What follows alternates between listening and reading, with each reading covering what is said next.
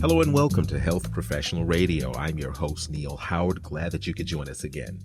In this segment, we're going to be speaking with Dr. Libby Copeland-Halperin, diplomate of the American Board of Surgery and a candidate member of the American Society of Plastic Surgeons. She's joining us this morning to talk about a new study that shows breast cancer patients who receive silicone implants face challenges in following important FDA recommendations. Welcome to Health Professional Radio, Dr. Copeland-Halperin. Thank you for your time this morning. Thank you so much for having me on. Well, tell us briefly a little bit about yourself, and then let's jump right into these recommendations that some patients just aren't adhering to. So I'm a board-certified general surgeon. I've done a complete general surgery residency, and then I went on to do an additional 3 years of training in plastic surgery, and I'm board eligible in plastic surgery. I then did a fellowship year at Brigham and Women's Hospital in Boston on microsurgery with a focus in breast reconstruction. And now I'm in New York City, and I've joined into a private practice on Fifth Avenue. Is breast reconstruction always an option after breast cancer surgery?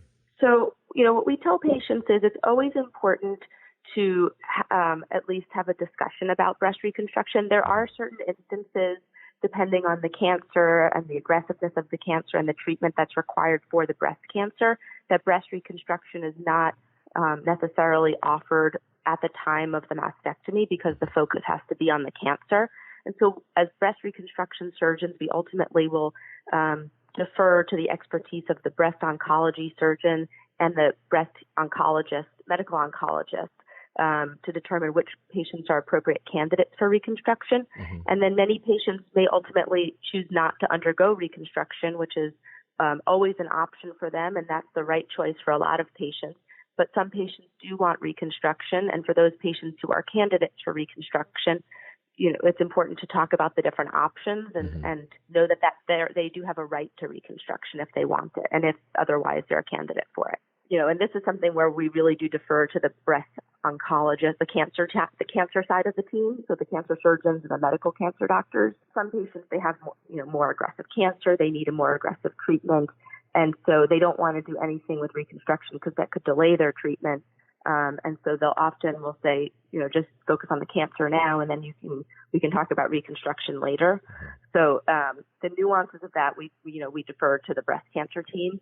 But there are some patients who aren't candidates from a cancer standpoint, and then also just from a health standpoint. I mean, you have to be healthy enough to undergo reconstruction. So if the type of cancer, the aggressiveness, and the treatment required greatly affects the decision to have reconstruction surgery or not, obviously, if you do choose to have that and you are a good candidate, there must be many different conversations that need to be had based on the patient and their expected outcome, correct? Yes. So if a patient is deemed to be an appropriate candidate for reconstruction, then they'll discuss the different treatment or reconstructive options with their plastic surgeon.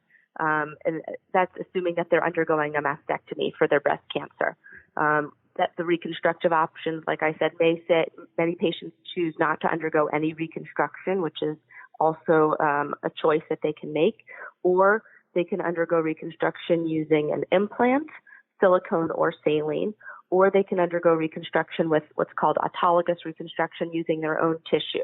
Now, as far as FDA recommendations of routine surveillance of implants, is this surveillance required or recommended across the board for implants? You mentioned saline, you mentioned silicone. Are the recommendations identical? So the recommendations that we focused on in our study and in general are really specifically for silicone breast implants.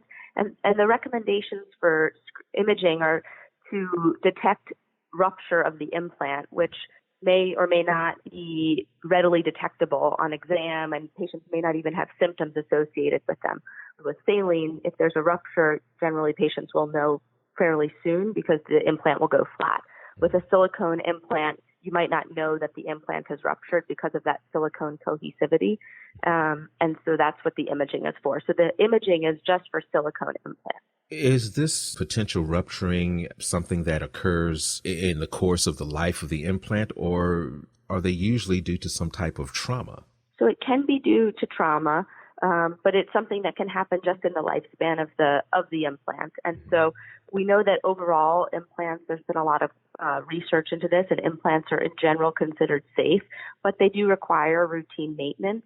And so that's why the FDA has these recommendations, just to periodically surveil the implant and make sure that the implant itself is still intact, because just in the course of having an implant in place for many years, it can rupture over time. Why are they not receiving this surveillance? Yeah, so it was interesting. In our study, what we found is that even though patients, during their preoperative visits and in their immediate perioperative visits, they were counseled on the role of implant surveillance with imaging. They were given, information packets that have that information as well. A lot of the time, patients, especially cancer patients, they have a lot of appointments. They have a lot of things that they're doing to maintain their cancer care, and maintaining the implant surveillance schedule is not at the forefront of their minds. And I think that with so much going on, oftentimes patients forget, things get lost to follow-up. But also, what we found is that a lot of insurance companies were not following, their policies were not consistent with what the FDA was recommending. So that even if a patient was referred for an MRI, oftentimes insurance companies were saying, no, this is not an approved indication for an MRI. We're not going to cover the MRI. You have to get an ultrasound first. Mm-hmm.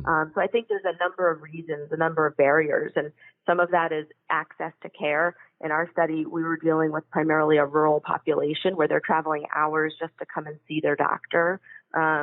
And so I think having patients that have to travel hours to go get an MRI, when even in our study, some patients said the reason that they didn't get it was they otherwise had felt fine, so they didn't really see the need for it.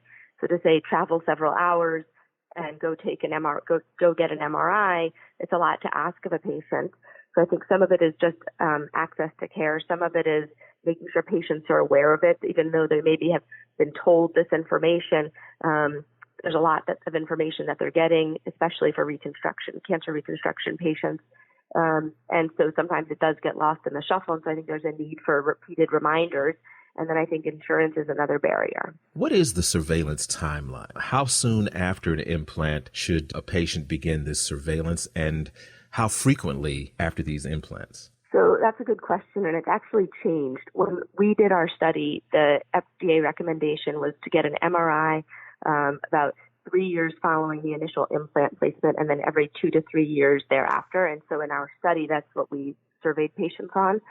However, since this paper has been, the study was conducted, the FDA changed their recommendations.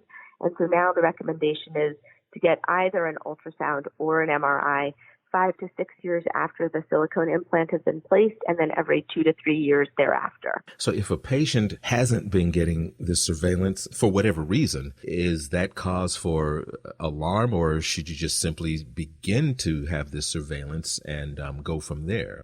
Yeah, so that's a great question. I think ultimately the first thing to tell patients is don't panic. This isn't an emergency. They don't need to rush to the emergency room about this.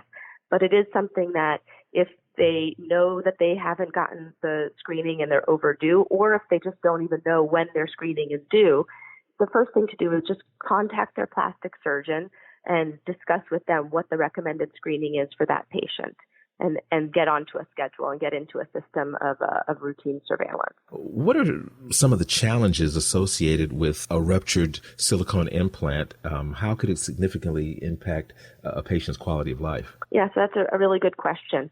So some patients, as I said, they may not know that they have a rupture because of the silicone implant.